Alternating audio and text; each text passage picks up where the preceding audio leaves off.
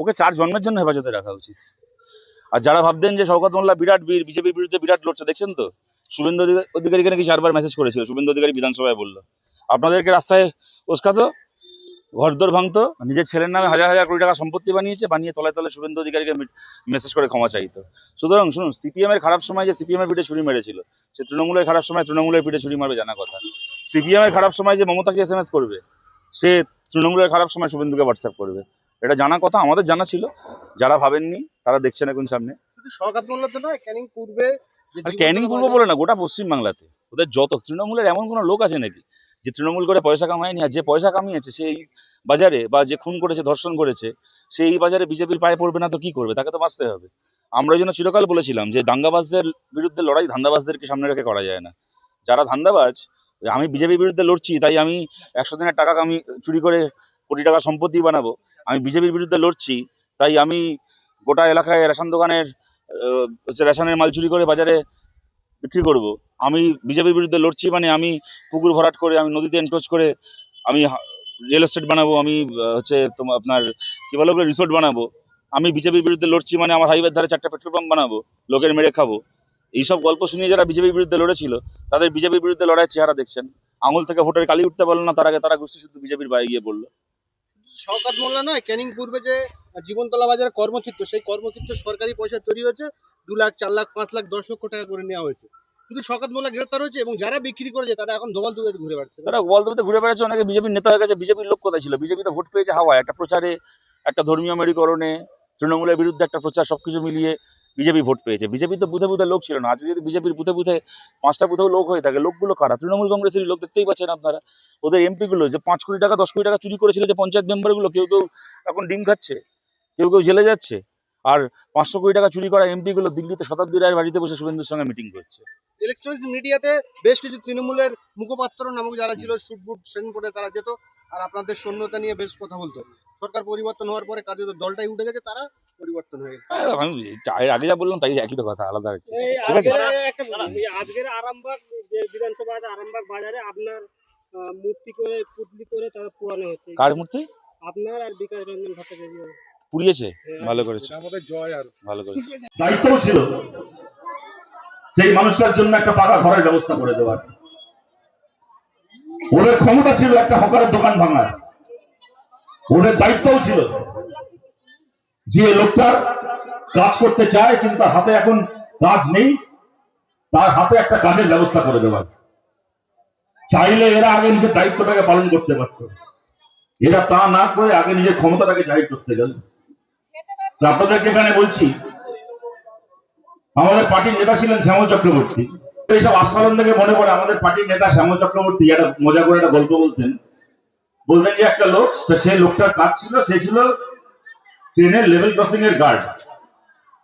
সে হচ্ছে ট্রেন আসলে সবুজ পতাকা দেখালে ট্রেন পাস করতো, যদি ট্রেন দাঁড় করা থাকতো লাল পতাকা দেখাতো, লেভেল ক্রসিং এ ট্রেন দাঁড়াতো। তো সেই লোকটা নতুন বিয়ে করে বাড়িতে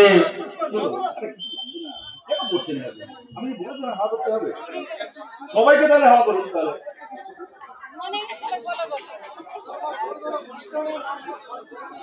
আপনি দেখেছেন কোনোদিন কোনো কমিউনিস্ট পার্টির মিটিং এ কেউ বলে তার মাথা হাওয়া করা হয়? তৃণমূলের মিটিং হচ্ছে এটা।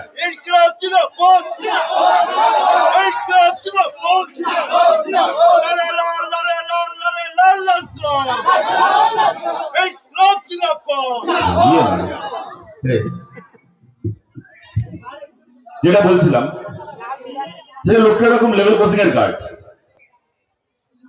তো এবার সেই লোকটা নতুন বিয়ে করে বউ এনেতে পারে, তোর বউ তাকে কিছুটা পাত্তা দেয় না। নতুন বউ ঘরে এসে বরকে পাত্তাই দেয় না, কোনো কথা শুনে। সে লোকটা ভাবছে যে কি করা যায়, আমার বউকে তো আমাকে পাত্তাই দিচ্ছে না, একটুখানি লস দেখাতে হবে বউকে। বউকে বলছে, তুমি জানো আমার কত ক্ষমতা, আমার কত পাওয়ার? যে বউ বলছে, তোমার আবার কি ক্ষমতা? বলে, জানো আমি চাইলে যে কোনো ট্রেন দাঁড়িয়ে যায়, যে কোনো রানিং ট্রেনকে আমি দাঁড় করে দিতে পারি। বউ বলছে, তা আবার হয় নাকি? বলে, হ্যাঁ তুমি দেখবে, তোমার কাছে রাত্রিরে দেখাবো। দেখবো, বউ তো বিশ্বাস করছে না। লোকটা রাত্রে বউকে নিয়ে খাওয়া দাওয়া করে বলে, চলো তোমাকে দেখাবো। বলে বউকে নিয়ে সে মাঠের মধ্যে দিয়ে গিয়ে হাঁটতে হাঁটতে সেই লেভেল ক্রসিং এর কাছে গেছে, গিয়ে দাঁড়িয়ে আছে। বলছে, বউকে বলছে, দাঁড়াও ট্রেন আসবে দেখাবো। এবার একটু পরে রাত্রিবেলা দূর থেকে ট্রেন আসছে, সে লোকটা কি করেছে, লাল পতাকা নিয়ে লাইনে দাঁড়িয়ে ট্রেনটাকে দেখিয়েছে। এবার ট্রেন যে ড্রাইভার চালাচ্ছে সে ভেবেছে বোধহয় সামনে লাইন ভাঙা আছে, কিছু কারণ আছে, ট্রেন দাঁড়াতে হয়েছে। সে ব্রেক চেপেছে, ট্রেনটা স্লো হতে হতে হতে হতে আস্তে আস্তে দাঁড়িয়ে গেছে ট্রেনটা। লোকটা বউকে বলছে, দেখলে আমার কত ক্ষমতা। একটা বউ তো অবাক হয়ে গেছে, এরকম জিনিস জীবনে দেখেনি। মাঠের মধ্যে একটা রানিং ট্রেন দাঁড়িয়ে গেল, তার বড় পতাকা দেখিয়েছে বলে, বলছে বাহ, এটা ভাবতে পারিনি তোমার এত ক্ষমতা। বলছে হ্যাঁ, তবে ইতিমধ্যে কি হয়েছে, ট্রেন থেকে লোকে নেমে এসছে। তারা দেখছে যে কি ব্যাপার, কোথাও কিছু নেই, ফাঁকা মাঠের মাঝখানে ট্রেন দাঁড়িয়ে গেল, কি ব্যাপার। তো ট্রেন থেকে নেমে এসছে, নেমে লোকটাকে দেখে দেখে বলছে কি ব্যাপার, আপনি পতাকা দেখালেন, দাঁড়ানো সিগন্যাল দিলেন কেন, কোনো গন্ডগোল আছে এখানে, লাইনে কিছু সমস্যা আছে? আরে না না, ওরকম কোনো ব্যাপার না, আমার এরকম নতুন বউ এসছে তো বাড়িতে, বউ আমাকে পাত্তা দিচ্ছিল না, সেই বউকে আমি একটু দেখাচ্ছিলাম আমার কত পাওয়ার, আমি ট্রেন দাঁড় করিয়ে দিয়েছি। এবার যা হয়, লোকে ওই তাকে যে ট্রেন চালাচ্ছিল আর ট্রেনের যে পাবলিকরা ছিল তাকে মেরে কানে করে এক থাপ্পড় মেরে মাঠে ধারে ফেলেছে।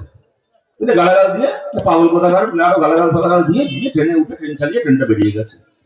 এবার লোকটা জামা ফামা ছেড়ে মাঠ থেকে মাঠে উঠে দাঁড়াচ্ছে, তার বউ এসছে, তার বউ এসে বলছে কি ব্যাপার গো, ওরা তোমাকে এরকম থাপ্পড় মেরে ফেলে দিল কেন গো? ওটা বলছে আরে ওটা কোনো ব্যাপার না, শোনো আমার ক্ষমতা ছিল ট্রেন দাঁড় করিয়ে দেওয়ার, আমি আমার ক্ষমতা দেখিয়ে দিয়েছি। এবার ওদেরও ক্ষমতা ছিল আমায় কানের করে থাপ্পড় মেরে ফেলে দেওয়ার, ওরা ওদের ক্ষমতা দেখিয়ে দিয়েছে। ভাই আপনাদের বলছি, শুভেন্দু অধিকারীদের এই সরকারের ক্ষমতা ছিল বুলডোজার দিয়ে লোকের ঘর দর ভেঙে দেওয়ার, ওরা ওদের ক্ষমতা দেখিয়ে দিয়েছে। মানুষের ক্ষমতা আছে সামনের ভোটে কানের গোড়ায় থাপ্পড় মেরে ওই সরকারকে বাংলার বাইরে ফেলে দেওয়ার। সামনের ভোটে মানুষকে সেই খবর লাগাতে হবে।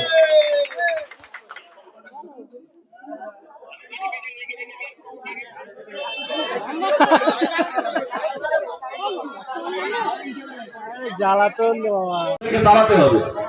কিন্তু দুজন পাঁচজন মিলে যারা সিপিআইএম কেরাকে সমর্থন করেছেন, আমরা যারা কমিউনিস্ট পার্টি করেছি, খালি আমরা মিলে না, তার বাইরে আরো সমস্ত মানুষকে যারা বিজেপির বিরুদ্ধে, তাদের সবাইকে একজোট হওয়ায় এই লড়াই লড়তে হবে। আমরা বলছি দেখুন, আমাদের লড়াই তৃণমূলের চোর নেতাগুলোর বিরুদ্ধে ছিল।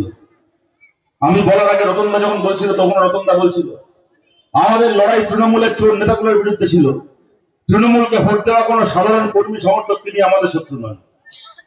যারা মানুষের উপর অত্যাচার করেছে, যারা তোলাবাজি করেছে, যারা লুটপাট করেছে, যারা মহিলাদেরকে ধর্ষণ করেছে, যারা খুন করিয়েছে, যারা এই রাজনীতিগুলো করেছে, তাদের ব্যবস্থা করতে হবে, তাদের বিচার করতে হবে। তারা যদি বিজেপির কোলে গিয়ে আশ্রয় নেয় তাহলে তাদের বিচার করতে হবে। এইখানে 2013 সালে যখন আমাদের সভা চলছিল মিড ডে মিল কর্মীদেরকে নিয়ে এই জায়গায়, তখন বোধহয় ওদেরকে কামাল বলে কে ছিল পঞ্চায়েতের প্রধান, কিনা কামাল লস্কর, যে পঞ্চায়েতের প্রধান ছিল, রতন বাগচিকে এখান থেকে গ্রেপ্তার করিয়েছিল। কেন না, মিড ডে মিল কর্মীদের, মিড ডে মিল ওয়ার্কারদের মজুরির দাবিতে লড়াই হচ্ছিল। আজকে আমরা বলছি সরকার সেদিনও আমাদের ছিল না, আজকে আমাদের সরকার নেই, তারপর আমরা এখানে আজকে এই 2026 সালে আমরা এখানে দাঁড়িয়ে আছি, রতন বাগচি এখানে দাঁড়িয়ে সভা করছে। ওই কামালের বাপের ক্ষমতা থাকলে এখানে এসে দাঁড়া, কোনো পুলিশ লাগবে না, কোনো পুলিশ লাগবে না, পাবলিকের ব্যবস্থা করবে। আমরা বলছি যারা এই অপরাধগুলো করেছিল তাদের সঙ্গে তাদের হিসেব বুঝে নেওয়া হবে। কিন্তু তার বাইরে যে সাধারণ মানুষ তৃণমূলকে ভোট দিয়েছিলেন, হয়তো কেউ বাধ্য হয়েছিলেন ভোট দিতে, কেউ হয়তো বিজেপিকে ঠেকানোর জন্য ভোট দিয়েছিলেন, কেউ হয়তো এলাকায় আর কোনো পার্টিকে চোখের সামনে খুঁজে পাননি বলে বাধ্য হয়ে ভোট দিয়েছিলেন, তাদের সবার কাছে বলছি একসঙ্গে আসুন, আজকের দিনে আমাদেরকে এই লড়াই লড়তে হবে। আর আমাদের কমরেডদেরকেও বলছি, অনেক ক্ষেত্রে আমাদের মধ্যেও এরকম সংকীর্ণতা কাজ করে যে কারোর সাথে এর আগে কখনো আমাদের ঝগড়া ছিল, কারোর সাথে আমাদের মত মেলেনি, কেউ আমাদেরকে সমর্থন করেনি বলে আমরা চিরকালের জন্য তাকে আমাদের শত্রু ভেবে নিয়েছি। কিন্তু আমাদের কমরেডদেরকেও বুঝতে হবে, আমরা যদি চাই যে আমাদের মিটিং মিছিলে লোক বাড়ুক, আমাদের লড়াইয়ের মানুষ বাড়ুক, তাহলে নতুন মানুষ কুমোরটুলিতে অর্ডার দিয়ে তৈরি হবে না। যারা এর আগে আমাদের উল্টো দিকে ছিলেন তাদেরকেই আমাদের সঙ্গে এনে আমাদের মিছিলে আমাদের লড়াই লোক বাড়াতে হবে। এই কাজ আমাদেরকে করতে হবে এবং এই কাজ করে বিজেপিকে হারানো সম্ভব, বিজেপিকে আমরা হারাবো। আমি আমার কথাকে শেষ করছি এখানে একটা কথা বলে, এই এসআইআর নিয়ে বাকি যে কথাগুলো বলার আমাদের বাকি বক্তারা বলেছেন, যদি আইনজীবী হিসেবে আপনি এরপরে যদি কিছু বলেন আপনারা শুনবেন, কিন্তু আপনারা যে ফর্ম দিচ্ছেন বা ফর্ম অ্যাপিল করেছিলেন, যে ডকুমেন্ট দিচ্ছেন কাগজপত্র, সেগুলোকে নিয়ে যে আইন লড়াই করার আমরা করছি, আমরা করবো। আমাদের পরিষ্কার বক্তব্য, তোর কারণ এই দুটো বক্তব্যকে নিয়ে আমরা আদালতের কাছে আবার যাবো। তা হচ্ছে বাংলার মানুষের একটা বড় অংশের মানুষ, বিশেষ করে মুসলিম এলাকায়, সংখ্যালঘু এলাকায় একটা বড় অংশের মানুষকে একেবারে টার্গেট করে বাধ্য হয়েছিল তাদের নাম, যাতে তারা ভোট দিতে না পারে। তারা ভারতের নাগরিক, একটা ভোটে তারা ভোট দিতে পারলেন না। তাদের মতামতকে বাদ দিয়ে এবারে পশ্চিমবাংলায় সরকার তৈরি হলো। কিন্তু আগামী যে ভোটগুলো হবে, এরপরে মিউনিসিপ্যালিটি এলাকায় মিউনিসিপ্যালিটি ভোট হবে পুজোর পরে, 3টে এলাকায় বাই ইলেকশন বাকি রয়েছে, রেজিনগরে, নন্দীগ্রামে আর বসিরহাট লোকসভায় বাই ইলেকশন হবে। 1 বছর যেতে না যেতে পঞ্চায়েত ভোট চলে আসবে। সুতরাং বাকি যে ভোটগুলো রয়েছে, যাতে কোনো ন্যায্য ভোটার, কোনো বৈধ ভোটারকে ভোট দেওয়া থেকে বঞ্চিত হতে না হয়, তার জন্য এলাকা ধরে ধরে যেখানে যাবে ভোট, তার আগে যাবতীয় ভোটারের নাম ভোটার লিস্টে তোলার ব্যবস্থা করতে হবে। এবং তার থেকে বড় কথা হচ্ছে, এখন আপনারা শুনছেন সরকার থেকে অনেক আইন, অনেক বিল শোনাচ্ছে, কোথাও যদি কেউ প্রতিরোধ করে, কোথাও যদি কেউ বিক্ষোভ দেখায়, তাহলে নাকি তার সম্পত্তি বাজেয়াপ্ত করে ক্ষতিপূরণ নেওয়া হবে। ক্ষতিপূরণের কথাই যদি আসে, আপনাদেরকে বলছি, এই প্রশ্ন নিয়ে আমরা সিপিআইএম সুপ্রিম কোর্ট অব্দি যাবো এবং লড়াই করব। আজকে একজন ভোটার, যিনি বৈধ ভোটার, বৈধ নাগরিক, অন্যায় ভাবে তার নাম ডিলিট করে দেওয়া হলো এসআইআর এর নাম করে, তিনি ভোট দিতে পারলেন না, তার একটা ক্ষতি হলো। এই নাম ডিলিট হয়েছে বলে তার সরকারি প্রকল্প থেকে অন্নপূর্ণা ভান্ডার হতে পারে, 100 দিনের কাজ হতে পারে, বিভিন্ন সরকারি প্রকল্প থেকে তার নাম বাদ চলে যাচ্ছে। সরকারি প্রকল্প থেকে নাম বাদ যাওয়া, তার যে আর্থিক ক্ষতি হচ্ছে তার বাইরে তার একটা দুশ্চিন্তা। অনেক মানুষ আত্মহত্যা করেছেন পর্যন্ত দুশ্চিন্তায়। সামাজিক অসম্মান, আমার কোনো দোষ নেই, আমার নাম বাদ দেওয়া হলো, আমাকে এখন লোকে বলছে বাংলাদেশি, আমাকে বলছে পাকিস্তানি, তোমাকে ডিটেনশন ক্যাম্পে পাঠিয়ে দেবো, তোমাকে বাংলাদেশ পাঠিয়ে দেওয়া হবে। সামাজিক অসম্মান, তাকে এখান থেকে গিয়ে কলকাতায় গিয়ে ট্রাইব্যুনালে অ্যাপিল ফাইল করো, আবার হিয়ারিং এ যাও, দরকার হলে ওখানে ঘর ভাড়া করে থাকো, তোমার কাজ বন্ধ, সেদিনের মতো রোজগার বন্ধ, সেখানে গাড়ি ভাড়া, ঘর ভাড়া, খাবারের খরচা, সবকিছু। এই যে এত ক্ষতি হচ্ছে একজন মানুষের, তারপরে যখন তার নামটা আবার লিস্টে উঠছে, তার মানে এটা প্রমাণিত যে সে বৈধ ভোটার ছিল, তার নামটা অন্যায়ভাবে কাটা হয়েছিল।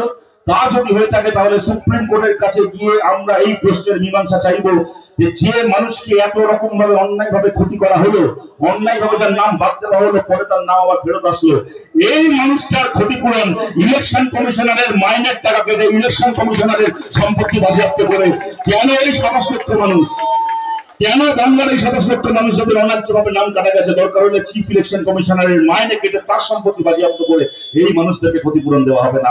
এই প্রত্যেকজন বৈধ ভোটারের নাম লিস্টে তো আমরা ফেরত আনবই, কিন্তু এই মানুষগুলোকে ক্ষতিপূরণও দিতে হবে এই ইলেকশন কমিশনকে। সেই লড়াই আমরা সুপ্রিম কোর্ট পর্যন্ত লড়বো, মানুষের দরবারে আমরা এই লড়াই নিয়ে যাবো। এই লড়াইতে আপনাদের সবাইকে পাশে পাবো, এই আশা রেখে আপনাদের সবাইকে ধন্যবাদ জানিয়ে আমার কথা শেষ করছি। ভালো থাকবেন সবাই, নমস্কার।